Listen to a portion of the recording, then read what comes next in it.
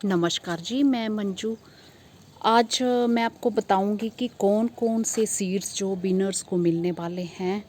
तो अभी मैंने जो काम ख़त्म किया है और बहुत जल्दी फिर मैं 3-4 दिन में ट्राई करूंगी, या 5 दिन भी लग सकते हैं कि आपके जो जिन जिन के बिनर्स के नाम हैं वो मैं निकाल दूं। तो कई मेरे भाई बहन जो जिन्होंने शायद मेरे वीडियो देखे नहीं होंगे, जहाँ बीच में कभी कभी देखे होंगे, तो वो लोग जैसे फरमाइश करते हैं कि हमें ये वाले सीड देना वो वाले। तो मैं इस तरह से फरमाइश से सीड नहीं देती हूँ, और जो मेरे गार्डन में ज़्यादा होते हैं मुझे लगता है कि मैं दे सकती हूँ, तो मैं वही सीड देना पसंद करती हूँ। तो कुछ मेरे जो भाई बहन जो नए अभी जुड़े हैं तो वो सोच रहे होंगे कि सीड्स के नाम तो बताए आपने बट विनर्स के नाम नहीं बताए। तो आज मैं विनर्स के नाम नहीं बताने वाली, आज मैं सिर्फ सीड्स के नाम बताने वाली हूँ कौन कौन से हैं, और फिर वो लिस्ट आप जान सकते हैं और अपने यहाँ के मौसम के हिसाब से उन्हें ग्रो कर सकते हैं। और ज़्यादातर जो सीड्स हैं अभी लगा लें, अक्टूबर में आप उन्हें ग्रो कर लें, और फिर सर्दियों में फूलों का उनका आप मज़ा पा सकते हैं। तो एक मेरी दोस्त ने साथ में मैं कोई क्वेश्चन भी ले लेती हूँ। तो किसी ने पूछा है कि इतने इकट्ठे प्लांट्स लगे हों तो पानी कैसे देते हैं। तो खैर पानी देने पे मैंने वीडियो बनाया हुआ है। और देना कैसे है, जैसे मेरे गार्डन में 3-4 चक्कर लगते हैं, तो मैं पहले एक तरफ से देना पानी शुरू करती हूँ, तो और फिर दूसरी साइड से भी मैंने जगह छोड़ी हुई है, फिर दूसरी साइड से देना शुरू करती हूँ। तो जैसे एक चक्कर में कोई आधे पौधे रह जाते हैं और फिर मैं उन्हें दोबारा जब आती हूँ तो ये देखिए, जैसे ये सूखने लगा, तो इसको मैंने अभी सुबह पानी नहीं दिया, तो अभी डालूँगी इसमें। तो कोई आधा जैसे रह जाता है बीच में, तो इस तरह से मेरे भी रह जाते हैं। तो ऐसे ही मैं पानी देती हूँ, और मैं पानी बाल्टी भरकर मग्गे से देती हूँ। उतना ही पानी डालना पसंद करती हूँ जितना कि मेरे प्लांट्स को चाहिए। तो इससे छत में बेवजह जो है हमारे गमलों से मिट्टी भी नहीं निकलती है, और न्यूट्रिएंट्स भी जो है वो हमारे प्लांट्स में लंबे टाइम तक बने रहते हैं। तो ये अब जब जैसे मैं वीडियो बनाने आई हूँ तो मुझे अब पता चल गया कि वो एक पौधा ये मुरझा रहा था, वो वाला पत्तियाँ, और एक ये है। तो 2 पौधों में मैं देना भूल गई हूँ और बाकी फ्रेश दिख रहे हैं। तो एक नज़र मैं इस तरह से मार लेती हूँ। तो ये चीज़ है। फूलों के सीड्स के साथ साथ मैं कुछ वेजिटेबल के सीड्स भी दे रही हूँ। तो उन्हें आप तभी ग्रो करना जब ग्रो किए जाते हैं, तो वो इस टाइम ग्रो नहीं होना है। जैसे मैं पंजाब में गई थी तो मेरे कई रिश्तेदारों ने मुझे अपने गार्डन के खेतों के टिंडे के सीड दिए हैं। तो वो उन्होंने बताया कि बड़ा टेस्टी टिंडा होता है, तो पता नहीं देसी वाले हैं, तो वो कुछ कुछ सीड डाल दिए हैं मैंने। तो मेरे किसी एक भाई बहन ने और कल कमेंट किया था कि आपका गार्डन तो अभी भी फूलों से भरा दिख रहा।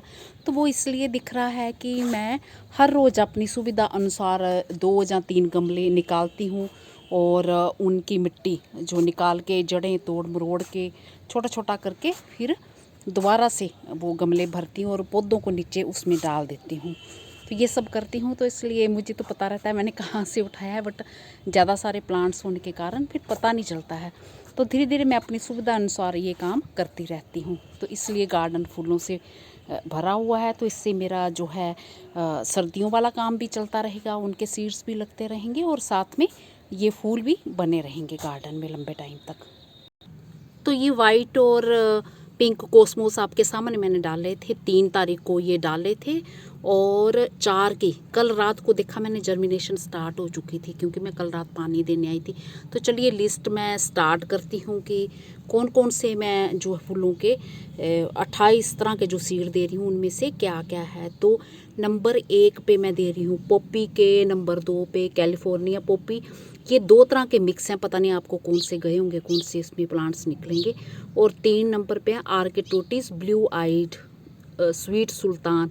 ये सब अक्टूबर में लगने हैं, और जो अक्टूबर में नहीं लगेंगे ना वो फिर मैं बता दूंगी आपको।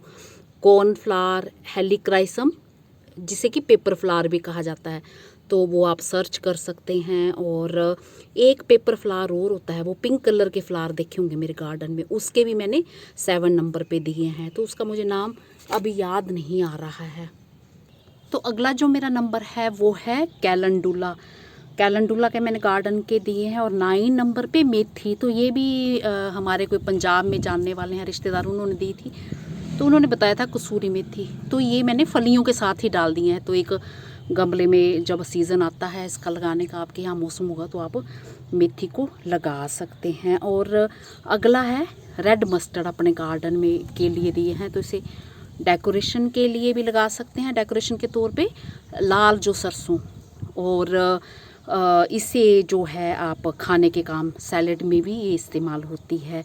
और अगला है तोरी के सीड, तो सफ़ेद रंग के सीड हैं, ये भी मुझे पंजाब से मिले हैं, तो मैंने कुछ कुछ डाल दिए, तो 2-1 बेलें भी तैयार हो जाएं तो बहुत हैं। और अगला 12 नंबर पे जो है टिंडा, एप्पल गोड टिंडा, ये भी मुझे जो मैंने बताया अभी कि वो पंजाब से आया, तो कुछ कुछ सीड मैंने डाल दी हैं। तो जब ये लौकी वगैरह लगते हैं ना, उसी टाइम टिंडा भी ग्रो होता है, उसी टाइम लगाना, अभी इस टाइम नहीं लगेगा ये। और 13 नंबर पे है होली होक, 14 नंबर पे है कैरेट, और 15 नंबर पे है एनुअल क्रिसेंथेमम, ये सब अभी लगने हैं। और 16 नंबर पे है फ्रेंच मैरीगोल्ड, ये भी अभी लगना है। पिंक कोसमोस के दिए हैं, जो कि ये मैंने अभी बताया 1 दिन में ही ये उगाए मेरे। तो ये पिंक कोसमोस भी आपने अभी ही ग्रो कर देना है, ये हमारे सर्दियों के टाइम में ही जो फूल इनमें आते हैं और ग्रो होते हैं, और बाकी मौसम में ये हमारे यहाँ नहीं लगते हैं। और उसके अलावा 18 नंबर पे ज़ेवरीना, होली होक, डायंथस, गलाडिया के भी 2 तरह मेरे गार्डन में देखे हैं ना, तो मैंने साबुत डाल दिए और सीड निकाल देना, अलग अलग कर लेना, तो वो देख लेना, वीडियो देख लेना, नहीं तो सीड कैसे अलग अलग करे जाते हैं, तो वो लगा देना अभी। और कैनफ के दिए हैं, अभी आज मेरे खिलना शुरू हो गए हैं, वो लगा सकते हैं। रूमैक्स, खटुआ, तो एक ही गमले में लगाना, पिछली बार आपने देखा था बहुत खूबसूरत इसके फूल थे, तो वो भी आपने, वो मैंने लूज़ डाल दिए हैं पैकेट में, खुले डाले हैं, किसी में बांध के नहीं डाले हैं, तो वो सारे के सारे एक ही गमले में डालना, फिर वो ट्रांसप्लांट मत करना, उसी में चलने देना। तो ये भी अभी सब अक्टूबर में ही लगने हैं। और उससे आगे है टिथोनिया मैक्सिकन सनफ्लावर, तो मेरे गार्डन के ये दिए हैं, ये ने आप अभी लगा सकते हैं। अपराजिता को बरसात के टाइम लगाना। और येलो रेन लिली, तो ये फ्रेश सीड लगते हैं, ये पता नहीं 2 महीने के 3 महीने के फ्रेश रहते हैं, तो अभी मैंने चुने हैं, तो इन्हें आप अभी लगा देना, अभी ही लगा देना, जाते जल्दी लगा देना इन्हें। और 26 नंबर पे सपोनेरिया, पिंक कलर के, तो बहुत ही खूबसूरत लगते हैं, तो इन्हें भी 10 इंची के पोट में पूरे के पूरे सीड लगा देना और ट्रांसप्लांट मत करना। और 27 नंबर पे मॉर्निंग ग्लोरी, से भी बरसात में ग्रो करना, मेरे जो गार्डन के हैं ब्लू कलर के। और 28 नंबर पे है डायमोरफिथिका वाइट कलर के, तो इन्हें भी अभी अक्टूबर में ग्रो करना है आपने। तो जो कोई भी विनर्स होंगे तो वो फिर ये मेरा वीडियो देख सकते हैं, अगर नहीं देखा होगा तो टाइम का पता चल जाएगा कब कब ग्रो करने हैं। और तोरी को भी जब ये आप लौकी वगैरह ग्रो करते हैं तो उसी टाइम तोरी भी ग्रो करनी है, तो अभी नहीं करने हैं। तो बस ये सब देख लें वेजिटेबल किस टाइम आपके यहाँ लगती हैं। तो ये मैं 28 तरह के ये जो सीड्स हैं, तो बहुत जल्दी अभी अगले हफ्ते देखो किस दिन मैं नाम निकालती हूँ और आपके घर तक पहुँचा देती हूँ। तो ये देखिए कैनफ के इतना बड़ा पौधा हो गया, तो इस पर ढेरों फूल जो हैं हर रोज़ ही आते जाएंगे, तो इसलिए मेरे गार्डन में ख़त्म नहीं होते हैं कि एक कुछ ख़त्म होते हैं तो नए नए दूसरे भी तैयार साथ के साथ होते जाते हैं। बाकी मैं अपने हर वीडियो में बताती रहती हूँ कि ज़्यादा सीड हो तो कुछ कुछ आर्टिफिशियल जैसे छाया वगैरह दे के वो सीड्स ग्रो कर सकते हैं, कुछ एक प्लांट्स तो ग्रो हो ही जाएंगे। तो अक्टूबर में ही सब सीड आप ग्रो करें, चाहे 8 या 10 अक्टूबर के टाइम लगाना शुरू करें, क्योंकि टेम्परेचर तो मेरे यहाँ भी 35 डिग्री के करीब चल रहा है। और मैंने पौधों की नीचे रखे हैं और काफ़ी कुछ जैसे बीच में मर गए हैं, और कुछ ये देखो इतनी सारी पौध तैयार हुई है कि मेरे लिए काफ़ी है।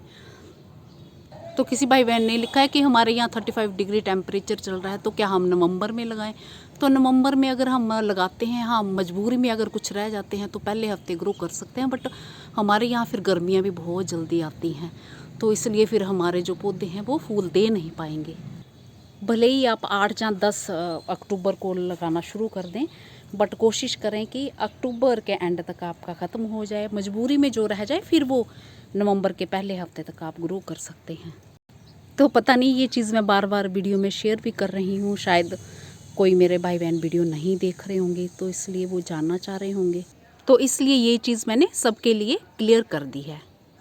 बड़े पौधों पे इस तरह नेट का छोटा सा टुकड़ा बांध लो और इसके अंदर आप रख सकते हैं गमले। इसी के साथ नमस्ते जी, शुक्रिया। और जो मेरे बहन भाई जैसे कमेंट्स करके कुछ कुछ पूछते हैं, तो मैं उनके जवाब जो है अगले वीडियो में भी दे देती हूँ, तो वो वीडियो देख लें और अपने जो पूछा है तो उनके आंसर आप पा सकते हैं।